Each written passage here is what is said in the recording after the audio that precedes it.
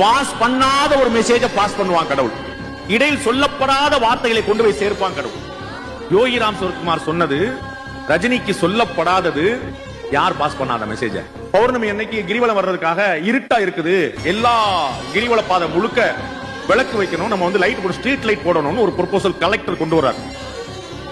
பகவான் யோகி ராம் சரத்குமார் சொல்றாரு, போய் ரஜினிகாந்த பாரு, அவர் ஏற்பாடு பண்ணுவாரு அப்படின்னு சொல்றாரு. கலெக்டர் வந்து ரஜினிகாந்த் அப்பாயின்மெண்ட் வாங்கி ரஜினிகாந்த் அவர்களை போய் பாக்குறாரு. ரஜினிகாந்த் ஒரு ஷூட்டிங் ஸ்பாட்ல இருக்காரு. அப்படியா, கிரிவல பாதைக்கு லைட் போடணுமா? ஒரு லைட் எவ்வளவு ஆகும்? இவ்வளவு ஆகும். சரி, நான் ஒரு லைட் கொடுத்துறேன் அப்படின்ட்டு. அவருக்கு சொல்லப்பட்டது கிரிவல பாதை முழுக்க ஒளி விளக்கேற்றணும், ரஜினியை பாரு, அவர் செய்வார்.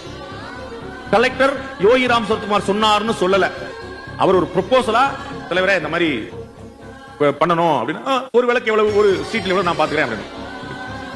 அப்புறம் அவர் ஒரு ஸ்ட்ரீட் லைட் நான் பாத்துக்கிறேன்னு சொன்னப்போ, இல்ல எல்லாமே நீங்க பாத்துக்கணும் எப்படி சொல்ல முடியும்? திரும்பி வந்தாச்சு. 15 நாள் கழிச்சு கலெக்டருக்கு ஒரு போன் வருது சூப்பர் ஸ்டார் இருந்து. அந்த லைட் சொன்னீங்க, அந்த ஒட்டுமொத்தமா மொத்த கிரிவல பாதைக்கு எவ்வளவு செலவாகும்? தலைவர் எவ்வளவு செலவாகும்? நான் கட்டிக்கிறேன் ஃபுல்லா நான் கொடுத்துறேன்.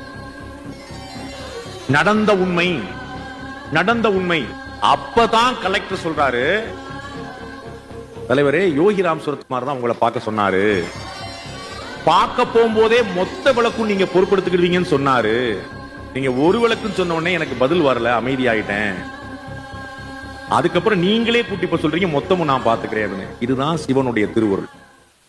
பாஸ் பண்ணாத ஒரு மெசேஜை பாஸ் பண்ணுவான் கடவுள். இடையில் சொல்லப்படாத வார்த்தைகளை கொண்டு போய் சேர்ப்பான் கடவுள். யோகி ராம் சரத்குமார் சொன்னது ரஜினிக்கு சொல்லப்படாதது. யார் பாஸ் பண்ணாத மெசேஜ? மேல இருக்கிறவன் சொல்றான், ஆண்டவன் சொல்றான், அருணாச்சலம் செய்றான்.